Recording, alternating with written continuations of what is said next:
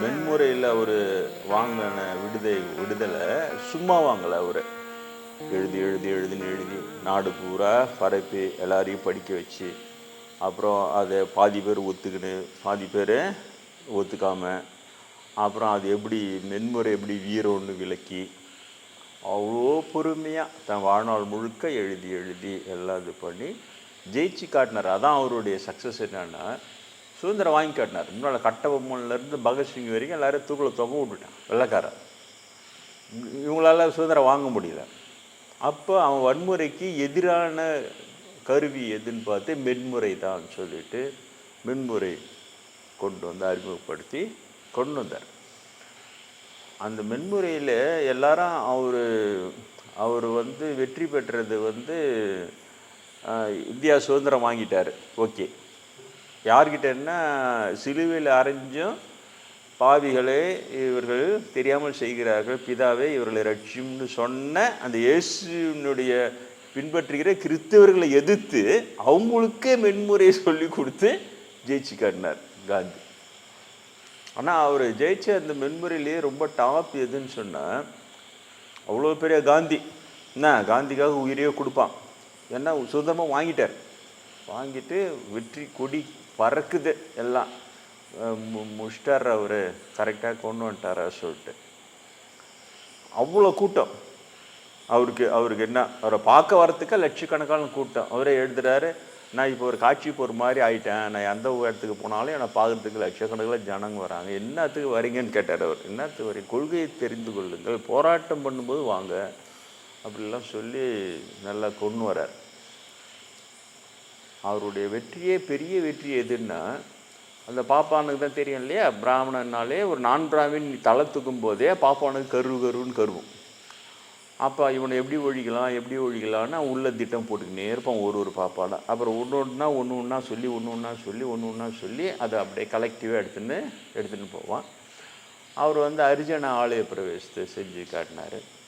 அப்போ காஞ்சி பெரியவரை வந்து சந்தித்து அவருடைய சப்போர்ட்டும் உணர்ந்து கேட்குறாரு. அப்போ அவர் முடியாதுன்றாரு. நீங்கள் இது மென்முறை போராட்டம் பண்ணுறீங்க, ஆனால் நீங்கள் வலிந்து உள்ளே நுழையிறீங்கள்ல, அது ஒரு வன்முறை சொல்லிட்டு நுழையக்கூடாதுன்னாரு.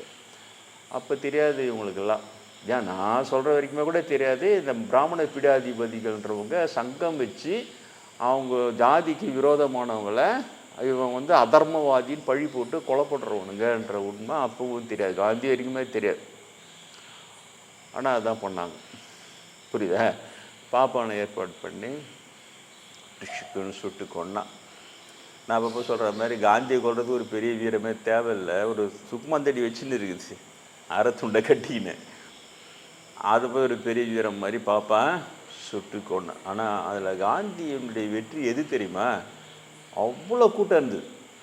அவ்வளோ கூட்டம் சேர்ந்து அவனை பிடிச்சிட்டு எங்கள் காந்தியோட கொண்டு விட்டீங்க பட்டு ஆளுக்கு 4 சாத்தினாலே அவன் எப்போ செத்துக்கிட்டு இருப்பான். ஆனால் அவர் எப்படி அந்த மென்முறையை எவ்வளோ ஊற வச்சு வளர்த்துருந்தா அவ்வளோ கூட்டமாக அவனை மேலே கையை வைக்காமல் நிற்கிது. ஓன்னு அழுவது கத்துதை தவிர அவன் மேலே ஒரு வன்முறை காட்டவே இல்லை. எனக்கு தெரிஞ்சு தனிப்பட்ட முறையில் நான் வந்து இதுதான் காந்தி அடைந்த மிகப்பெரிய வெற்றி. அவர் கொள்கை கிடைத்த மிகப்பெரிய வெற்றி என்ன, காந்தியே கொன்னா கூட எல்லாரும் கட்டுப்பாடாக நின்னம்பார், அந்த அவனை வன்முறையாக தாக்கி கொள்ளாமல். அதுதான் மிகப்பெரிய வெற்றி. பிராமணனுடைய மிகப்பெரிய தோல்வி எதுன்னா, அவன் எதை கணக்கு போடணும் வந்தான். எப்படியும் காந்தியை சுட்டுட்டோன்னா நம்மளெல்லாம் அடிச்சு சாவிச்சுடுவாங்க. அப்போ வந்து அந்த முஸ்லீம் மேலே பழி போயிடுச்சுன்னா முஸ்லீம் காந்தியை கொண்டா போனால் இந்து முஸ்லீம் கலவரம் வந்துடும். இவனுக்கு வேலையை அதை தானே, செத்தும் கொடுப்பான் சீதக்காதியின் மாதிரி செத்தும் கெடுப்பான் பார்ப்பான். அதனால் அவன் வந்து இஸ்மாயில்னு பச்சை குத்திக்கினான் கையில். இஸ்மாயில் பச்சை குத்தின்னு வந்தான். ஏன்னா சாவச்சோன்னா கையை பார்த்தா இஸ்மாயில் இருக்கும். ஐயோ ஒரு முஸ்லீம் காந்தியை கொண்டு விட்டான் நியூஸ் பார வச்சுன்னா நாடு முழுக்க இந்து முஸ்லீம் கலவரம். ஆனால் அவன் தோத்தான் பற்றியா, யாரும் கையை வைக்கவே இல்லை அவனை. அப்புறம் அவனை பிடிச்சின்னு போய் எல்லாம் பார்த்தோன்னா இஸ்மாயில். அதுக்கப்புறமும் கடன்னு நியூஸ் பரவி அவன் யாருன்னா அவன் இந்து தான், அவன் பிராமணன், அவன் கோட்ஸு ஓடுன்ட்டு இஸ்மாயில் பேர் குத்தி இந்த மாதிரி நம்ம செத்துருவோம், செத்தும் கெடுக்கணுன்ற எண்ணம் அவ்வளோ கெட்ட எண்ணம் பிடிக்கும். நான் வழக்கமாக ஆரம்பிக்கிற மாதிரி கட்டணை பிடித்த பிராமணர்கள் ஆரம்பிப்பார். அது சாதாரண கட்டணம்லாம் இல்லை. பிராமண கட்டணன்றது நெடுந்தொலைவிலே நீண்ட தூரத்திலே தீமை பயப்பது. அதுக்கு இப்போ உங்களுக்கு உதாரணம் தான் நான் காட்டுற இஸ்ரேல். தெரியுதா? இவங்க வந்து இங்கே சின்ன சின்னதாக வச்சு ஆர்குமெண்ட் பண்ணுவான். அப்போனா இது எப்படி, அப்போனா இது எப்படி, அப்போனா இந்த பிராமணனை கொத்த சொல்கிறியா, இப்படியே தான் உனக்கு காமிச்சினே இருப்பான். அந்த டெப்த் ஆஃப் பிராமின் ஈவி, பிராமண கெடியின் ஆழம் என்பது எப்படின்னா, உனக்கு சின்ன சின்னதாகவே காட்டிக்கின்னே இருப்பான். ஆனால் எங்கே கை வைக்கிறான்? காந்தியை சுட்டு கொண்டுட்டான் பார். பத்தியா? அப்பரை கல்லில் கட்டி கடலை தூக்கி போட்டான் பார். பத்தியா? சமண பிராமண பேர் மாற்றிக்கினா ஊர் மாற்றிக்கினா சரியாக போயிடுமா? அது இல்லாமல் இயேசு ஆட்சி கொண்டான் பற்றியா அங்கே. இன்றைக்கி இதுதான் உங்களுக்கு அடிக்கடி நான் எச்சரிக்கிறேன். பிராமணனை பின்பற்றினா இன்னொருத்த எப்போதோட பிராமண குத்த சொல்லிக்கினே இருக்கிறீங்க. 2 விஷயம். ஒன்று வந்து நான் வந்து கடவுளை தேடிய ஆத்ம சாதகன், பிறந்த பையன் இறைவனை உணர்வதேன்னு பிரம்மேந்திரர்லேருந்து ராமகிருஷ்ணர்லாம் படிச்சுட்டு வள்ளலாரெல்லாம் படிச்சுட்டு அப்புறம் நம்ம வாழ்க்கையில் நம்ம வந்து ஒரு முறையாவது கடவுள் தரிசனம் நமக்கு கிடைக்கணும் அப்படின்ட்டு அந்த மாதிரி வாழ்ந்தவன். எல்லாரும் எனக்கு வழிகாட்டி முற்பிறவி புண்ணியம் இருந்ததுனால எனக்கு சின்ன வயசுலேயே எங்கள் தாத்தா, நான் 3ஆம் கிளாஸ் படிக்கும்போதே 7 வயசுலேயே அவர் டெத் பெட்டில் பின்னால் சாமியார் ஆகிடு, கல்யாணம்லாம் பண்ணிக்காத, பின்னால் சாமியார் கவி சாப்பிட்றதெல்லாம் விட்டுடுன்ட்டு அவர் எனக்கு அந்த வடேகர சிவானந்த பரமஹம்சருடைய சீடர், அவர் நேரடி சீடர். அது உங்களுக்கு சொல்லியிருக்கிறேன். எப்படி அவர் படேகர இன்றைக்கி ரொம்ப பிரபலமான ஆசிரமம் கேரளாவில். இன்றைக்கி போனீங்கன்னா கூட அங்கே உள்ளே விட மாட்டாங்க. ஏன்னா அவங்க நிர்வாணமாக தியானம் பண்ணுவாங்க. ஆண் பெண் உணர்ச்சி கடக்கணுன்ட்டு ஆண் பெண் எதிர்க்க நிர்வாணமாக தியானம் பண்ணுவாங்க. அந்த மாதிரி இது அது யார் ஜெயிக்கிறானோ அவன் தான் வர முடியும்னு சொல்லிட்டு அதில் தவறுகிறவர்களுக்கு அவங்க கல்யாணம் பண்ணி வச்சுடுவாங்க. அங்கேயே அந்த குழந்தைய அவங்க ஆசிரமத்துக்கு கொடுத்துடணும். அந்த மாதிரியான சிஸ்டம் இன்னமும் இருக்குது. நிறைய பேர் ஜீவசமாதி அடைகிறாங்க அதனுடைய இதில் பயிற்சியில் இது பண்ணார். அவரும் அவருடைய சீடர்களும் ஆவடியில் வராங்க. ஆவடியில் வந்து அந்த ரயில்வே லைன் ஓரமாகவே வராங்க. வந்தால் சீடர்களுக்கு வந்து பசிக்குது. அப்போல்லாம் இப்போ இருக்கிற பாப்புலேஷன் இப்போ நல்லா சிட்டி ஆகிடுச்சு. ஆவடி அண்ணனூர்லாம் பசிக்குது. உடனே சாமி பசிக்குது அப்படின்றாங்க. அப்போ அவர் சொல்கிறாரு, அங்கேருந்து அண்ணனூர் பக்கம் காட்டி, அங்கே அந்த இடத்தாண்ட நம்ம அன்பன் ஒருத்தர் இருக்கிறான்டா, அங்கே ஜோதி தெரியுதுரா எனக்கு, அந்த அங்கே போனோம்னா நம்மளுக்கு சாப்பாடு கிடைக்கும்ன்றார்.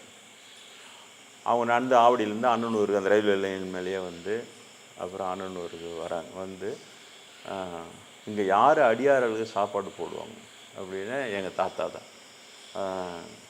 ரத்தன நாயக்கர்னு பேர். அவர் விவசாயம் செய்கிறவர். அப்புறம் ரயில்வேலையும் வேலை கிடச்சி ரயில்வேல அவர் வேலை செய்கிறவர். அவர் அடியார்களுக்கு சாப்பாடு போடுறவர். ஒரு சாமியார்னே பேர் எடுத்துட்டார். எல்லாரும் ரத்தநாயகர் தான் சாப்பாடு போடுவோம். அப்புறம் போய் சொல்லின உடனே அவர் கழனியில் வேலை செஞ்சார். அப்புறம் அதை போட்டு வந்து அதுக்கப்புறம் சமைச்சு எல்லாருக்கும் சாப்பாடு போட்டு எல்லாம் சாப்பிட்டு, அப்போ அவர் வந்து அவருடைய பிரதம சீடரை ஒருத்தரை விட்டுட்டு, இவன் நம்முடைய சீடன், நீ இவனுக்கு உபதேசம் கொடுன்னு அவர் மூலமாக ஒரு உபதேசம் பெற்று 50 வயசுக்கு மேலே பயிற்சி செஞ்சு பல நிலையில் எட்டி பிடிச்சார் எங்கள் தாத்தா. சிவானந்த பரமஹம்சர்னு இங்கே இருக்குது. சுவாமி சிவானந்த சரஸ்வதி ஆசிரமம் காட்டாங்குளத்தூர் இருக்கிறது. மறைமலை நகரில் இருந்து அனாதை ஆசிரமம் வச்சு அவங்க நல்லா பணி செய்கிறாங்க. அவர் இல்லை, இவர் வந்து சிவானந்த பரமஹம்சர்.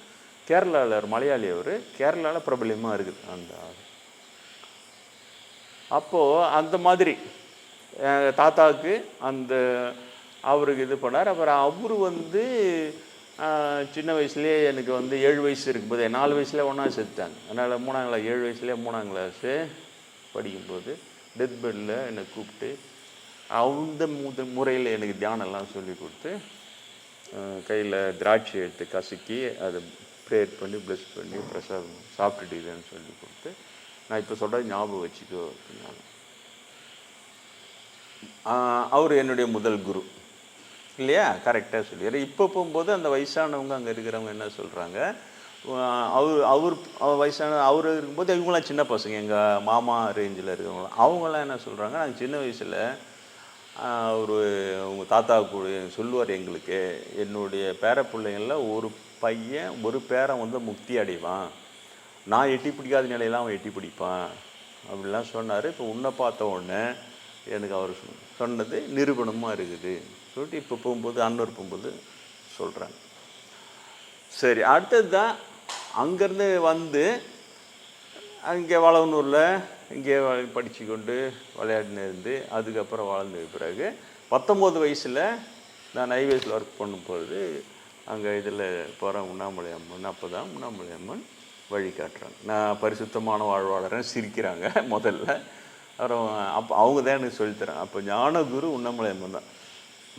அவர் தாத்தா முதல் குரு. இந்த ஞானகுருன்றது அவங்க தான் ஞானன்ற வார்த்தையை போட்டு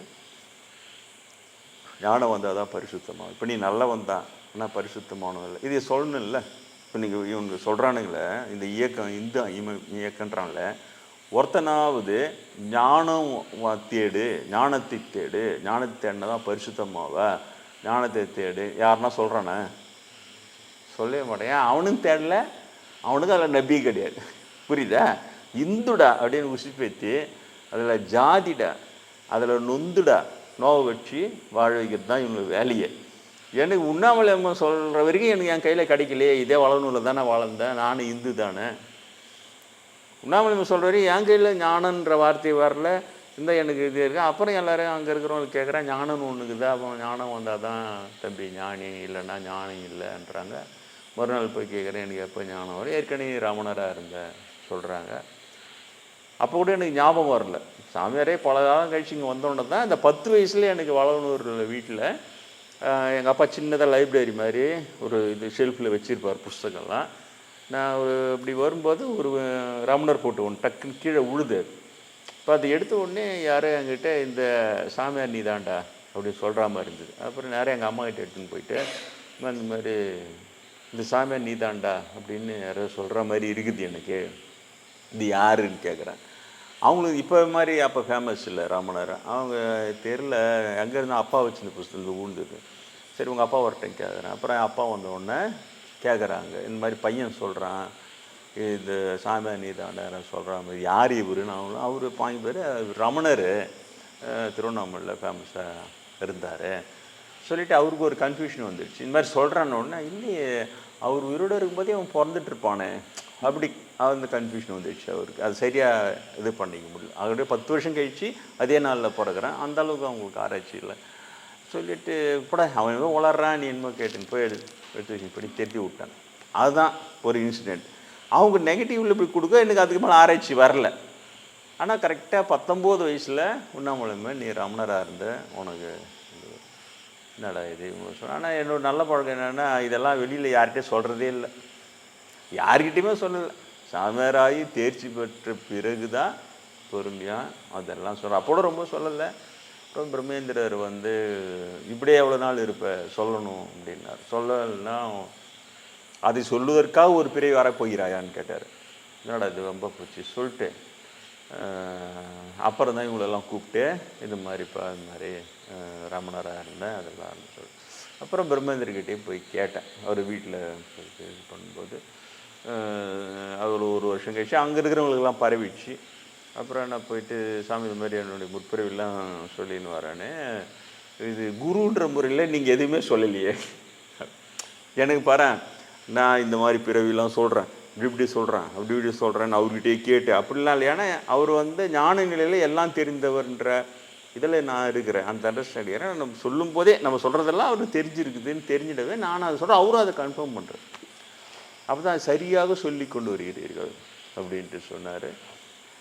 ஆச்சரியமாக இருந்தது. ஒரு செகண்ட் ஒரு டவுட் வந்து, சாமி எப்பவுமே பிறர் மனம் புண்படாமல் நடந்துப்பார் பேசுவார், அதனால் நம்ம மனசு கஷ்டப்பட போதும்னு லைட்டாக இந்த மாதிரி சொல்கிற செகண்டு தான் வந்தது. உடனே இறைவன் மேலும் உங்களுக்கு அத்தாட்சிகளை தந்து அவைகளை ஊர்ஜிதப்படுத்துவான். ஓகே, குரு பிளஸ்ஸிங். அதுக்கப்புறம் தான் வந்ததுக்கப்புறம் ஒன்று அத்தாட்சி கிடையாது. ராமனார் பிறந்த நாள், அவர் சமாதி அடைஞ்ச நாளும் நான் பிறந்த நாளும் அந்த சித்திரை முதல் வெள்ளி கரெக்டாக ஷூட் ஆகுது. அதுக்கப்புறமா தான் சென்ட் பீட்டர்ஸை எடுத்து பார்த்தா அவர் ஞானப்பால் அதில் சொல்கிறார், கள்ளமில்லா ஞானப்பாலுக்காக எங்கி காத்திருங்கள். அப்புறம் சம்பந்தர் பிறவியில் ஞானப்பால் அனுபவம் எல்லாம் அதுக்கப்புறம் தொடர்பாகி வருது. நான் என்ன சொல்ல வரேன், ஏன் இதில் எங்கே ஜாதி வருது? நான் இந்த பிறவியில் பிராமின் கிடையாது இல்லையா, இந்துடா நொந்துடா இப்படியேவா வாழறது? எவ்வளோ நாள் வாழறது? முன்ன முஸ்லீம்கள் இது இருந்தது போச்சு வந்ததுன்னா இப்போ என்ன இருக்குது? அதெல்லாம் இல்லை. இப்போவும் தேவையே இல்லாமல் பகையை வளர்த்து அப்பிடுறா இப்பிடுறா. அவன் உன்னை வந்து அடிக்காததுக்கு முன்னாலேயே ஐயோ அவனை அடிச்சுட்டுன்றது என்ன? இதெல்லாம் ரொம்ப தப்பான வேலை. அப்போ இது எங்கே போய் முடிகிறது? அதை தான் நான் உங்களை சிந்திக்க வைக்கிறதுக்கு இது பண்ணுறேன். இப்போது இந்த நிலையில் இருந்து நான் இங்கே வரேன். வந்தவுடனே குருவின் கொள்கையும் வர்ணம் இல்லை, ஆசிரமம் இல்லை, தர்மம் இல்லை, ஒன்றும் இல்லை, எல்லா மனிதனும் அடிக்கிற கூத்து. அதை வச்சு நான் இங்கே வரேன். வந்தோடனே என்கிட்ட வர உங்ககிட்ட சார் இப்போ நான் இது அப்பா மைக்கெல்லாம் வச்சு பேசுகிறேன். அப்போ சும்மா ஒரு 10 பேர் வருவாங்க. அவங்கக்கிட்ட பேசும்போது குருவினுடைய கொள்கை வந்து அது இல்லை, வர்ணாசிரமெல்லாம் இல்லை சொல்லிட்டு இவ்வளோ தான் சொல்கிறேன். இதுக்கே ஜெயேந்திரர் வந்து பிராமண பீடாதிபதி சங்கத்தை கூட்டி தாசன்னு ஒருத்தன் அவனை கொல்லணும்னு ரெசல்யூஷன் போட்டு பாஸ் பண்ணுறாருன்னா இவனுக்கு எவ்வளோ பெரிய ஆளுங்க பற்றியா? ஆஹா, நம்மளுக்கு கடவுள் காமிச்சான்டா நம்மளுக்கு. எனக்கு வந்து ஜெயேந்திரர் மட்டுமே இதை பண்ணியிருந்தா கூட எனக்கு வந்து சரி இது கொலைக்கார கும்பல், ஏற்கனவே சங்கரனம்லாம் கொலை உள்ள பெரியவங்களாம் நம்பவே முடியாது. சங்கரனை கொலை பண்ணிட்டு கேஸுக்கு போயின்னு வந்துன்னு இருக்கிறாப்புல. அது பாண்டு ஒரு பக்கம் நடக்குது, இது பாண்டு ஒரு பக்கம் செய்கிறானுங்க. அதுதான் எனக்கு ரொம்ப ஆச்சரியமாக இருந்தது. என்னடா இது சொல்லிட்டு அப்படியே அந்தளவுக்கு கெட்டு போயிட்டுக்கிறானுங்க. கொலை பண்ணுற சாதாரணமாக அடியாரை கொலை பண்ணுறது அவ்வளோ சாதாரண விஷயம். ஆனால் இதால் எனக்கு இன்னொரு விஷயம் என்ன தெரிஞ்சுதுன்னா, காஞ்சி மடம் மட்டும்தான் கொலைகார மடம் இல்லை, பிராமண பீடாதிபதிகள் அத்தனை பேருமே கொலைகாரனுக்கு தான். ஏன்னா அவனுக்கு சங்கம் வச்சு சங்கத்தில் இவர் பாஸ் பண்ணுறாரு, ரெசல்யூஷன் பாஸ் பண்ணி அவங்கள சேங்ஷன் பண்ணி. ஏன்னா அது மாதிரி கொலை பண்ணிவிட்டா இந்த அமைப்புகள் இருக்குதுல்ல, அவங்க மூலமாக அவனை கொலை பண்ணுறோம், சைலண்ட்டாக அதை பெருசுப்படுத்தக்கூடாது, அப்படியே விடு அப்படி அதை சைலண்ட்டாக ஆக்கிறதுக்காக இவ்வளோ பேர் கன்சென்ட்டோடு அதை பெருசுப்படுத்தாமல் திடுக்கு எப்பா கடவுள் உண்மையிலேயே நம்மளுக்கு காமிச்சாண்டா நல்லது. இது என்னெல்லாம் எனக்கு தெரிஞ்சே இருக்குது. இது எனக்கு உண்மையிலே தெரியாது. நான் போய் உக்காந்து 4 ஆள் அமைச்சு போய் இவ்வளோ பார்த்துக்கு வா, அவங்க போய் என்ன நடந்து கொண்டு போய் சொல்லு. எனக்கு அதில் இன்ட்ரெஸ்ட் கிடையாது, அதுக்கான காசு நம்ம கிடையாது. அந்த மாதிரி ஒரு ஆளை நம்மளுக்கு கிடைக்கவும் மாட்டான் இல்லையா? அங்கே போய் நல்ல இக்கட்டான டயத்தில் போட்டு கொடுத்துட்டு சாமி தான் அமிச்சாருன்னு போட்டு கொடுத்துட்டு அங்கே காசு வாங்கி எஸ்கேப் ஆகிடுறான். நம்பிக்கிட்டே இருப்பாங்க தவிர யாரும் அவ்வளோ பெருசாக இருக்க மாட்டேன்.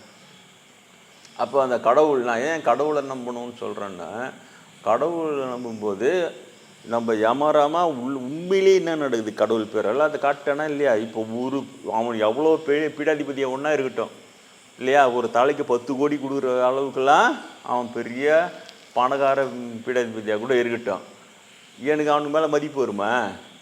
இல்லை என்கிட்ட வரவங்களுக்கு தான் அவங்க மேலே மதிப்பு வருமா? கீரல் கூட வரும். ஏன்னா உண்மையை கடவுள் எனக்கு காமிச்சிட்டான். நான் சொல்கிறேன், நம்ம ரெடியாரிட்டெலாம் சொல்கிறேன். நான் எனக்கு கனவுல வந்து ஜெயேந்திரர் வந்து ஒரு 10-20 பேர் இருக்கிறாங்க, அவங்க ட்ரஸ்டி மாதிரி இருக்கிறாங்க. அவங்கள உட்கார வச்சுக்கின்னு தாசுன்னு ஒருத்தன் அவனை கொல்லணும் அப்படின்றார். அது மட்டும் வந்துட்டு போயிடுச்சு. நம்ம இங்கே கிடக்கிறோம் 10 பேரோட வரமான்றாங்க. எப்படி அவங்களாம் இருக்கிற லெவலுக்கு எப்படி இது போய் அவங்களுக்கு போய் இந்த அளவுக்கு சொல்கிறாரு அவர் எப்படின்னு சொல்லிட்டு நான் அப்புறம் நானே சொல்கிறேன், சும்மா கனவு தான் ரெடியாக அதில் விட்டுருங்க, கனவுல வரவே லைட்டாக சொல்லி வைக்கிறேன் உங்ககிட்ட அப்படின்னு நம்ம அன்பர்கள் லைட்டாக சொல்லி வச்சுட்டேன். அப்புறம் பார்த்தா அங்கேருந்து தகவல் வருது நமக்கு, எங்கள் பெற்றோர் செய்த புண்ணியம். அது ரொம்ப டீட்டெயில்ஸ் சொல்லக்கூடாது, ஏன்னா அது வேறு மாதிரி எங்கன்னா போயிடும். அதனால் தகவல் அங்கேருந்து வந்து மலையில் இருக்கும்போது ஒரு கமல்சாமி ஃபோன் பண்ணுறாரு, எங்கே இருக்கிறீங்க? மலையில் மாதிரி வந்துருக்குது சொல்கிறீங்க, அனுப்பிச்சிக்கிறாங்க, உடனடியே கூட்டின்னு வந்துருங்க, ஏற்பாடு பண்ணி வச்சுக்கிறாங்க. அதாவது நம்ம கூட வந்து எப்படி இருக்கும் பாரு, பதச்சு ஏன் பயந்து அடிச்சின்னு வந்து இவங்களால் கண்ட்ரோல் பண்ணிக்க முடியல, என்னடா இது சொல்லிட்டு. அதுக்கப்புறம் தான் எல்லா தகவலும் ஒரு பீடாதிபதி சங்கம் கூட்டி அதில் ஜெயேந்திர ரெசல்யூஷன் பாஸ் பண்ணிக்கிறாரு அப்படின்னு. அடப்பம், என்னடா எவ்வளோ பெரிய விஷயம் இல்லை இது. அப்போ கடவுள் எனக்கு பாரு இதே காமிச்சு கொடுத்துட்டேன், இல்லைனா எனக்கு தெரிஞ்சிருக்கேன். நான் பண்ணு ஜென்ரலாக வெறும் கொள்கை வரைக்கும் பேசிட்டு இருப்பேன். அப்போ தான் இவங்களும் கொலைகாரனுங்க, அப்போ அந்த பீடாதிபதி சங்கமும் கொலைகாரனுங்க. அப்புறம் அதோட அப்புறம் இப்போ கூட பேசுகிறவங்கள பார்த்தீங்கன்னா ஜெயேந்திரர் விஜயேந்திரரையே அட்டாக் பண்ணுவாங்கள பேர் ஒரு மிகப்பெரியவர். அவர் வந்து அவரை பொறுத்த வரைக்கும் ஒரு நல்ல தவ வாழ்க்கையில் தான் வாழ்ந்தாருன்னு சொல்கிறேன். நல்ல விஷயம், பாவம் அவர் விட்டு கொடுக்கக்கூடாது சொல்லிட்டு. அவர் எப்படி இப்போ அவ்வளோ தவ வாழ்க்கையில் இப்போ பிரம்மேந்திரார் அவ்வளோ பெரிய நிலையில் இருந்தார், என்ன சூஸ் பண்ணி தூக்கின்னு வந்தார்ல. ஏன்ப்பா அவருடைய நேரடி சீடர், அவர் சூஸ் பண்ணி அவங்க ஜாதகத்துலேருந்து அப்படியே கடவுள் மகிமையிலே உத்தரவுலேருந்து எல்லாம் வாங்கி இங்கே சூஸ் பண்ண சிஷ்ய கோடிங்க இவங்க 2 பேரும். கேட்டிங்களா போயிடுச்சிங்களா? ஆனால் அவர் நல்லவரான்.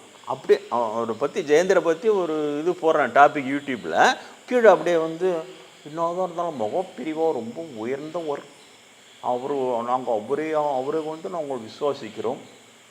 எவனும் கேட்க மாட்டேறேன், ஏன்டாப்பா அவர் சூஸ் பண்ண ஆள் ஏன்டா இப்படியே இவ்வளோ மோசமான ஃப்ராடை போய் ஏன்டா சூஸ் பண்ணாருன்னு எவனும் கேட்க மாட்டேன். புரியுதா?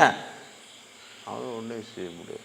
அதே மாதிரி நானும் லைட்டாக தான் போயிருந்தேன். ஏன்னா பிரம்மேந்திரா அவர் மேலே ரெஸ்பெக்ட் வச்சுருப்பார். அப்புறம் கோயிலில் போனால் அவரோட இதெல்லாம் வரைஞ்சி வச்சுருப்பாங்க. சரி நமக்கு நிறைய இது சொல்லிட்டு அது கூட அப்படியே இருந்திருந்தா, திடீர்னு பார்த்தா எனக்கு கடவுள் இதை காட்டுறேன். ஏன்னா பெரியவரே காஞ்சி பெரியவரே தேரல, அதை பார் மேலே உள்ளது என்ன நடக்குதுன்னு பார்த்தா உங்களுக்கு சொல்லிட்டேன், பல தடவை சொல்லிட்டேன். இருந்தாலும் இன்னொரு வாட்டியும் சொல்கிறேன், எனக்கு நல்லா சந்தோஷமாகுது. எனக்கு கடவுள் காமிச்சேன். அப்போ நான் என்ன, இப்போ நான் சந்தோஷமாக தான் சொல்ல தான் செய்வேன். அப்போ நான் கடவுள் அருள் பெற்றவன் தானே. அப்போ கடவுள் அருள் பெற்றதுன்னு எனக்கு இந்த உண்மையெல்லாம் காட்டுறாங்க. ஒரு பக்கம் என்னை கொலை பண்ணத்துக்கும் போடுறான். நான் பேர் கேஷ் பட்வான்னு வச்சுருக்கிறேன் நான், அதுக்கு பேர். அவங்க முஸ்லீம் போகிறத பட்வான்றான், பிராமண பீடாதிபதிகள் போகிறதுக்கு கேஸ்ட் பட்வான்னு நான் பேர் வச்சுக்கிறேன். கேஸ்ட் பட்வா போடுறான் காலி பண்ணுறதுக்கு. இன்னொரு பக்கம் கடவுள் வந்து காஞ்சி ஒரு செத்த ஒன்றா அவர் என்ன இருப்பார் எனக்கு காட்டுறான். பார்த்தா அவர் அந்த சுத்தத்தினோடு உருவமாக தான் இருக்குது. மேல் உலகம் போகிறாரு. ஆனால் உண்மையிலே மீதி பேர்லாம் அதெல்லாம் போக மாட்டாங்க. ஆவி உலகத்திலே அவனுக்கு சுற்றி கிடப்பானுங்க கெடுத்துக்குன்னு கெடுதி பண்ணுறது. பிராமணா இடையூறு சில காப்பு படிக்கிறேன்ல, பட்ட அவஸ்தைக்காக தான் நான் அதெல்லாம் எழுதுகிறேன். நம்ம ஜனங்க குறைஞ்சதெல்லாம் படித்து அந்த பிராமணா இடையூறுலேருந்து காத்துக்கிட்டோம் அப்படின்ட்டு அவர் அப்படியே போகிறாரு. தத்துணுண்டாகிறார். அந்த வாயில் காப்பான் தெய்வம் ரொம்ப உயரமாக இருக்குது. உண்மையிலேயே அது நெடுன்னு இருக்குது. இவர் பார்த்தா தூண்டு சும்மா ஒரு ஜான் அளவு ஒரு முழு தாங்கிறாரு. அது முன்னால் இவருடைய ஆன்ம சரீரம். அதுக்கு முன்னால் என்ன நடந்ததுன்னு எனக்கு தெரியல. முன்னால் ஏதோ ஆர்கியூமெண்ட் நடந்துருக்குது, ஏதோ நடந்துருக்குது. ஒரு நாகம் பிரம்மாஸ்மி ஆகிட்டேன், தோணி விஷ்ணு ஆகிட்டேன், எதனா வளரி இருப்பார் போகுது. நான் ஏன் அதையும் கூட சொல்கிறேன்னா, கொஞ்ச நேரம் திடீர்னு எனக்கு ஒரு ஸ்ட்ரைக் ஆச்சு. ஏன்னா இவர் சூஸ் பண்ண சிஷ்ய கூடிகளுக்கு இவர் வச்சுக்கிற பேர் என்ன தெரியுமா? ஜெயேந்திரர், விஜயேந்திரர். வைகுண்டத்தில் காவல் காக்குறாங்களா காவல் தெய்வங்க, அவங்க பேர் என்ன தெரியுமா? ஜெயர், விஜயன். வைகுண்ட இவங்களுக்கு தெரியாது. வைகுண்ட காவல் காக்குறாங்களா வாயில் காப்பாங்க 2 பேர். அவங்க பேர் நீங்கள் என்னன்னு தெரியல. அவங்க பேர் பார்த்தா ஒருத்தர் பேர் ஜெயன், இன்னொரு பேர் விஜயன். ஜெய விஜயர்கள்னு பேர் அவங்களுக்கு. ஆஹா, காஞ்சிபுருக்கு நம்ம பெருமாளாயின்னு ஆசை வந்துட்டு சிஷ்ய கோடிங்கள ஜெயேந்திரர், விஜயேந்திரரா, இது 2 பேரா நம்ம இவர் வைகுந்தா போய் இவர் பெருமாள் ஆயிட்டாருன்னா அவங்க 2 பேரும் காவல் தெய்வம்லாம் நிற்பாங்களாம். இது எவனை கண்டுபிடிக்க. அதனால தான் அவங்க இமேஜ் ஏற்படுத்துகிறானோ, புருவம் முகப்புருவம்னு அவர் அப்படியே சந்தேகமாக உறவாத அளவுக்கு வச்சுக்கிட்டா யாருக்கும் மூளை இப்படி வேலை செய்யாது. ஆனால் எனக்கு தானாகவே தெரியுதே இது. ஆகா, இந்த காஞ்சிபுரம் வந்து ஆசையை பற்றியாடா, இவர் வந்து அகம் பிரம்மாஸ்மி சொல்லிட்டோம், நீயே அதுவாகிறாய். அப்போ நீயே விஷ்ணு ஆயிடுறோம். அப்போ நீயே விஷ்ணு ஆயிட்டா உனக்கு காவல் தெய்வனுக்கு 2 சிஷ்ய கொடி போகணும். ஒருத்தர் ஜெயேந்திரர், இன்னொருத்தர் விஜயேந்திரர். அந்த வைகுந்தத்துக்கு பெண்கள் போவாங்களா?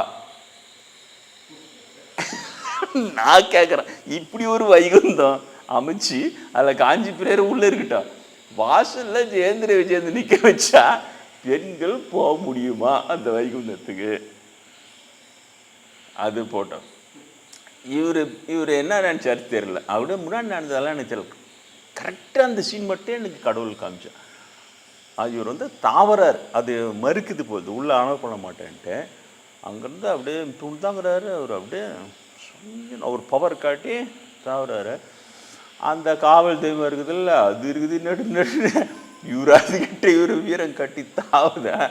அது அனாவசியமாக லெஃப்ட் கையில் லொட்டை கையில் அவர் இப்படி அவர் தாழணும் உடனே அந்த லொட்டை கையில் 2 சுற்று பரட்டி அடிச்சுட்டு சைக்கிள் கூட்டு கிடாச்சு அங்கே போய் விழுறது. யாராவது நம்புவாங்களா இதை? ஆனால் இதான் நடந்தது. எனக்கு மட்டும் என்னது, எனக்கு கடவுள் காமிச்சான். இப்போ எனக்கு ஏன் கடவுள் காமிச்சான்? நான் இப்போ உங்கள்கிட்ட சொல்கிறதுக்கு தானே காமிச்சான். அப்போ நான் தெரிஞ்சே நான் சொல்லாமல் இருக்க முடியுமா? அதனால் நான் சொல்கிறேன். எனக்கு வேறு எனக்கு தைரியம் கொடுத்தே ஜெயேந்திரர் தான். ஒன்றுமே செய்யாதவே கொலை பண்ணணுன்னு போட்டு அதுலேருந்து காப்பாற்றியும் கடவுள் வச்சுக்கிறான்ல, இதுக்கப்புறம் பயம் போயிடும். எப்பவுமே நீ யாரோன்னா பாரு, எறும்பு கூட ஏற்று நிற்கும். அதை கொலை பண்ண போகிறேன் நீ தெரிஞ்சிச்சுன்னா அது ஏற்று நிற்கும், போராட்டு போல. அதுவும் தப்பிச்சிச்சுன்னா இன்னும் 2 அது சமாளிக்கவே முடியாது, கடிக்கடியும் கஷ்டம். அது மாதிரி என்ன சும்மா கண்ட என்ன ஊதி கெட்டான் பார் பாப்பான ஆண்டி. சும்மா கண்டு சங்கு ஊதி கெட்டான். இப்போ நான் சங்காக பிடிக்கிறேன்னா அதுக்கு தோதான் கடவுள் இதை வேற காட்டுறான். நின்று சும்மா நீட்டு அதை இதை வேற சொல்கிறான்னு சொல்லி காட்டுறான். 2வது வாட்டியும் தவறாரு. 2வது வாட்டியும் அழகாக பரட்டி அடிக்குது. அந்த அந்தரத்துலேயே அப்படியே பரட்டி அப்படி அடித்து போய் உழறாரு. அப்போ தான் அது ஒரு வான் பண்ணிச்சு பாரு, அது நீங்கள் பிரம்ம உபதேசமாக வச்சுங்க. அந்த வாயில் காஞ்சிபுரியுடைய அந்த ஆன்மா கிட்ட நீங்கள் பார்த்தீங்கன்னா வாய்க்கா வந்து இப்படி வச்சுருக்கோம். நம்ம என்னமோ நினச்சின்னுக்குறோம், அது என்னமோ இப்படி கிராஸில் ஒரு தண்டாயம் வச்சுக்கின்னு இது இப்படி வச்சுன்னுக்குது, ஒன்று அண்ணாடப்பா இருக்கிறது இப்படி வச்சுன்னுக்குது, என்னமோ நினச்சின்னுக்குறோம். இல்லவே இல்லை, கொடுப்பண்டான்னு அப்படிலாம் இல்லை. அது உபதேசம் பண்ணுது கரெக்டாக. அது காஞ்சிபுரம் இப்படி வச்சுன்னு அது உபதேசம் சொல்கிற இது என்னென்னா, உனக்கு மதிப்பு மரியாதை எல்லாம் பூலோகத்தோடு சரி, இங்கே நீ வச்சுக்கூடாது. சொல்லி முடிச்சோடனே டக்குன்னு மறந்துச்சு அந்த காட்சி. புரியுதா? எவ்வளோ ஒரு உபதேசம் பாரு. அது காஞ்சிபுரம் 2 வாட்டி அவர் எகிர்றாரு, அகம் பிரம்மாசி ஆகிட்டோம், எண்டவே உள்ள உடலையான்னு 2 வாட்டியே சொல்லிட்டு அடிச்சுட்டு அவருக்கு வான் பண்ணுது. சாதாரணமாக சர்வசாதாரணம் ஒன்று. இவங்க ஒன்றா சொல்லிக்கிட்டோம், முகோ பிரிவோ மெகா சீரியல் பிரிவோ, அவர் அப்படி ஆகும் அவர் இப்படி ஆகும், அவர்கிட்ட வச்சுக்கணும் தேந்திரன் இவ்வளோ ஒரு ஃப்ராடு. அவனை வந்து தண்டனை கொடுத்தவங்களும் கடைசியில் நல்ல விதமாக சாவலியான், எல்லாருக்கும் காட்டிடுத்துன்றான் போடுறான். நான் சொல்கிறது கரெக்டு தான். நான் பாப்பானுங்களை திருத்த முடியும்னு நினைக்கிறீங்க? கீரல் கூட நான் எனக்கு அந்த எண்ணமே வராது, நான் அதை செய்யவும் மாட்டேன், நீங்களே செய்யாதீங்க. செஞ்சால் நீங்கள் மடையணுங்கன்னு அர்த்தம். புரியுதா? அவங்கள பார்த்து டே இவனுக்கு எப்படிறான்னு உஷாராக நம்மளை காப்பாற்றிக்கணுமே தவிர அவங்கள போய் திருத்தலாம் போகவே கூடாது. ஆனால் அது கரெக்டாக சொல்லிச்சு, உனக்கு மதிப்பு. ஏன்னா இவங்க பூலோகத்தில் செயற்கை மதிப்பு ஏற்படுத்த முடியும். புஸ்தமாக போடு, அப்படியே நாகத்தை அடியும் தோட்டுக்குன்னா முகப்பிரிவாக்கும், அவரோட இதுவாக்கும், அவருடைய மகிமையாக்கும். ஒரு வல்லார் சொல்லிட்டு தானே போனார், சித்தர்கள்லேயே அழுகு சித்தர்கள் சுத்த சித்தர்கள் இருக்கிறாங்கடான்ட்டு போனார். வல்லார் ஒருத்தர் தான், உங்களுக்கு தெரியாது இல்லை? அது சித்தர்கள்லையே அவர் சித்து விளையாடினார் அது இதுன்னா அதெல்லாம் ஒன்றும் இல்லடா. அதுலேயே 2 விதம் இருக்குது. அழுக்கு சித்தர்கள் பற்றி தான் உங்களுக்கு பிரபல்யமாக இருக்குது, சுத்த சித்தர்கள்னு இருக்கிறாங்க. அதனால தான் அவர் பேர், அவருடைய அமைப்புக்கு பேர் சுத்த சமரச சன்மார்க்க சங்கன்னு வச்சு. ஏன் சுத்த சேர்த்தா இருப்பார்? ஏன்னா இவங்க இந்த மாதிரி சின்ன சின்ன சில்லுண்டி சித்து வேலைலாம் காட்டி இவங்க வந்து மகாப்பிரிவு ஆகிடுவானுங்க. ஆனால் மேல் உலகத்துக்கு அங்கே போகணுன்னா சுத்தம் இருக்கணும். சுத்தம் கிடையாது. தமிழை போய் பாவம் மொழின்னு சொன்னாலே அப்போவே அவுட்டு. அதில் இந்த மாதிரி சிஷ்ய கோடிங்களை செலக்ட் பண்ணி வச்சுட்டா அவங்க அடிக்கிற அட்டுழியத்துக்கெல்லாம் குருவுக்கு பங்கு வரும்னு சொல்கிறாங்கல்ல, எங்கேருந்து தேடுறது? ஆனால் அங்கே போய் வச்சுக்கிறா இருப்பார். அங்கே போய் பணிவோ இதுவோ எதுவுமே இல்லை, பாயறாரு அப்படியே. இங்கே வச்சுக்கூடாதுன்னு சொல்லிட்டியாது. அப்போ காஞ்சிபுரம் வச்சுக்கினார் தான் நாங்கள் அது மாதிரி வச்சுக்கலாமா? இவங்க உபதேசம் மட்டும் எப்படியோ இருக்கும். ரோமனுக்கிட்ட வச்சுக்கப்படாது அப்படின்னா நீ வச்சுக்கப்படாதுறாங்க, நீ இப்போ அங்கே வச்சுக்கின கரெக்டாக சொல்லிச்சு. இப்படி கை வச்சு என்னால் மறக்கவே முடியல அந்த சீனு மட்டும். எப்படா இது சொல்லிட்டு ரொம்ப ஆச்சரியம். உண்மையிலே ஒரு 2 விஷயம் என்னால் மறக்க முடியாது. ராவணேஸ்வரனை சந்தித்து பேசிட்டு சொல்லிட்டு போனது ரொம்ப அநியாயம் உண்மையிலேயே. அதெல்லாம் நான் உருவசியெல்லாம் கற்பழிக்கலை, அது மாதிரிலாம் யாரையுமே நான் பெண்களை கற்பழிச்சதெல்லாம் கிடையாது. தெளிவாக சொல்லிட்டு போகிறாரு என்கிட்ட. தெரியுதா? இன்னும் எனக்கு மனசாட்சி இருந்துக்கினே இருக்குது. என்னடா அந்த ராவணேஸ்வரனுக்கு இருக்கிற அபவாதத்தை நம்ம காப்பாற்றுறதுக்கு நம்ம சரியான ஸ்டெப் எடுக்கலை. இன்னும் நம்ம எப்படி என்ன பண்ணுறது? இவங்ககிட்ட மட்டும் சொல்கிறேன். அப்புறம் இவங்க போயிட்டே ஃபேன் காற்றை போட்டாங்கன்னா அந்த காற்றுல உசின் எல்லாம் வச்சின்னு போயிடுது. வீட்டுக்கு போனோடனே இவங்க என்ன பண்ண முடியும்? எனக்கு அப்படி தான் தோணுது. ராவணேஸ்வரரை சந்தித்ததே என்னால் மறக்கவே முடியல. அதிர்ச்சி ஆகிட்டேன் நான். என்னடான்னா அவ்வளோ தெளிவாக சொல்கிறப்போல, மனைவியை தவிர இன்பவியோடு எனக்கு சிறிது காலம் அவளோடு வாழ்ந்தேன். அதுவும் அவருடைய வளர்ப்பு தந்தை தான் எங்களை சேர்த்து வச்சார். அதுவும் இன்பவி தானே விரும்பித்தான் என்னோடு இன்பம் நூணுகினாள். அந்த காலத்து தமிழ் இன்பம் நூணுகினாள் சொல்லிட்டு மறையிறார். ஏன்னா அவளை கூட பலாத்தாரம் பண்ணிட்டு போகிறான் சொல்லிட்டு போகிறானுங்கன்ட்டு அவளே விரும்பி என்னோடு சில காலம் வாழ்ந்தாள் சொல்லிட்டு அந்த இன்பவியை மேலுலகத்தில் இருக்கிறது எனக்கு காமிச்சார். உண்மையிலே பார்த்தேன் நான். என்ன அநியாயம் நடக்குது இல்லை? இப்போ நான் என்ன தான் செய்யறது? நீங்கள் சொல்லு, உட்காந்து யோசிச்சு மீட்டிங் போடுங்க. என்னதான் படம் இந்த பாப்பரம் அநியாயம் இவ்வளோ இருக்குது, கொஞ்ச நேரம் அநியாயம் வந்தால் பரவாயில்ல, கடவுள் துறையிலேயே இவ்வளோ பொய் பித்தலாட்டம். அதுக்கு மேலே ராமாயணம் எழுதுறான், 21 ராமாயணமும் அப்படி கொடி கட்டி பறகுது. கம்பராமாயணத்துலேருந்து கிம்பராமாயணம் வரைக்கும் ஓடுது. இது ரொம்ப நாளாக புரியாமல் என்னடா நம்மளுக்கு ஆஞ்சநேயர் ராமநாமம் சொல்லி கொடுத்தாரு, ராமபிரான் தரிசனம் கொடுத்தாரு, சீதா பிராட்டி உனக்காக இந்த பூமியில் இறக்கி வைக்கிறேன், அண்ணனூரில் இருக்கும்போது காவிலாம் போகிறதுக்கு முன்னாலே கனவுல 3 அடுக்கு குடியில் இறக்கி வைக்கிறாங்க. அதுதான் இன்றைக்கி கன்ஸ்டியூஷன் ஆகின்னு வருது. இவ்வளோ இருந்தால் நான் கம்பராமாயணமே படிக்கலை. நாங்கள் பள்ளிக்கூடத்தில் இருக்கும்போது கம்பராமாயண பகுதி வச்சுருப்பேன் பாரு, 10 செய்யுள் வச்சுட்டு அதில் மனப்பாட பகுதி வச்சுருவோம். அது மட்டும் தான் படிச்சிருக்கிறேன். நானும் எவ்வளோ ட்ரை பண்ணேன், என்னடா நம்ம கம்பராமாயணமே படிக்கல, 10,000 பாடல்ன்றாங்க, அது ஒரு வாட்டியே படிக்கணும், படிக்கவே முடியல கடைசி வரைக்கும். ராவணேஸ்வரன் சந்தித்து சொன்ன பிறகுதான் எனக்கு உண்மை. ஏன் அப்போ ராவணேஸ்வரனை பற்றி தவறான தகவலையும் நான் அதில் படிச்சிருவேன். அவரும் சொல்லியிருப்பார், ஊருசியை கற்பழிச்சா, அதனால் ஒரு பெண்ணை நீ அவள் விருப்பம் இல்லாமல் தொட்டால் அவன் தலை சுக்குனோர், அவள் வண்டிடுன்னு சாபம் வாங்கினா, அதான் தான் சீதா பிராட்டியை தொடாமல் இருந்தால், இவ்வளோ பொய் புசுக்குங்களே நான் படித்தேன். அவனுக்கு கம்பராமாயணத்தில். ஆஹா கடவுள் அங்கே என்ன காப்பாற்றினானா? இதை தான் நான் சொல்கிறேன். நம்மளுக்கு ஏற்படுகிற அந்த இழப்பு, தோல்வி எல்லாமே கூட நல்லது தான். கடவுளை நம்பினோன்னு அது எல்லாமே நல்லதாக தான் இருக்குது, சரியாக தான் இருக்குது. புரியுதா? அதனால் இன்றைக்கி நான் எதுவுமே டாப்பிக்கே எடுத்து பேசலை, பொதுவாகவே பேசி இப்போ 9 மணி ஆகிப்போச்சு. பார்க்கலாம், அடுத்த வாரம் போது இன்னொரு 1 மணி நேரம் முன்னாடி வர முடியுதா? நான் முயற்சி. அடுத்த வாரம் தீபாவளி வருது, அது பார்த்துக்கலாம். கொஞ்சம் முன்னாலே நான் எல்லாம் இது பண்ணுறேன். கொஞ்சம் நீங்கள் எச்சரிக்கையாக இருங்க. குழந்தைங்க, இளைஞர்கள், உங்கள் அண்ணன் தம்பிங்க யாருன்னா இந்துடா அப்படியே இந்த அமைப்போடு சேர்ந்துக்கணும், போனால் வரணும், செயற்கையான ஒரு எதிரியை உருவாக்கி உன்னை இது பண்ணுறானுங்க, வீணாகிறானுங்க. இவங்களுடைய அந்த முடிவு எங்கன்னா, பெரிய புனிதரை இயேசுவே திட்டி சித்திரவதை பண்ணி சாவடிக்கணும், சாதாரணமாக சாவடிக்கலை, திட்டி கேலி கிண்டல் பண்ணி பெரிய உண்மையை சொல்ல வந்த இயேசுவை மெதுவாக கட்சியில் இவங்க பக்கம் அது போய் தீண்டுவானுங்க, அப்படி புஷ்கிண்டுவானுங்க. அப்போ மெதுவாக திரும்பி இவங்களை திட்ட ஆரம்பிச்சிட்டாங்க. இயேசு கட்டாத திட்டினதெல்லாம் இருக்குது இவங்களை. ஏசி மகான்களேன்னு திட்டுறாரு ஒரு இடத்துல, ஏன்டா இப்படி போடுறீங்கன்ட்டு. அவர் பணி செய்ய விடலை, இவனுக்கு வேலையே இதே தான். கடைசியில் போங்கடா சொல்லிட்டு செத்து போகிறான்டா, அவங்கள செத்து மீண்டும் உயிர்த்தி காட்டுறேன். அப்போ புரிய ஜனங்களுக்கு இவங்க எவ்வளோ கொடூரமானவனுங்க அப்படின்ட்டு செத்து உயிர் போயிட்டு அவர் போயிட்டார். தெரியுதா? அதனால் இதெல்லாம் சொல்லுங்க. காந்தியை சுட்டுட்டு கொண்டுட்டு வேறு எந்த நாட்டில் இருந்தால் நான் காந்தியை சுட்டு கொண்டேன், இவங்க ஒருத்தனை விட மாட்டானுங்க. அவர் ஏற்படுத்தின சாத்வீகம் தான் இவங்களே காப்பாற்றிச்சு. இன்றைக்கி என்ன சொல்கிறானுங்க, காந்தியை அப்போவே முன்னாடியே சுட்டுருக்கணுமா, எவ்வளோ வீரமாக ஒரு பாப்பாத்தி பேசுது. ஏன் ஒன்றும் செய்ய முடியாது. இப்போ அந்த சட்டங்கிட்டம் எல்லாம் இவங்களுடைய ஆளுங்களாம் அமிச்சு அந்த காந்தியை சுட்டவன் பார்ப்பான்னா, ஒரே பிரைம் மினிஸ்டரோ ஒரே ஒரு பிரசிடெண்ட்டை கூட பிராமண ஜாதியிலேருந்து வந்தே இருக்கக்கூடாது, அவ்வளோ டைட்டாக இருந்திருக்கணும். எங்கே நம்ம பெப்பன்னு அவங்க தான் 90% of the presidents are from Brahmin community.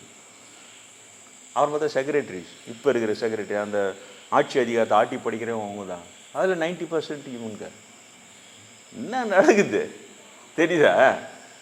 ஆனால் இதெல்லாம் தாண்டி அறம்னு ஒன்று இருக்குது, அதுதான் நான் உங்களுக்கு சொல்கிறேன். சில பேர் எனக்கு அப்போல்லாம் கேட்டுன்னு இருந்தாங்க, இவ்வளோ நடக்குது சாமி, எல்லாம் நான் ஒன்றுமே உங்களுக்கு ஆக மாட்டேந்தே அப்படின்னா.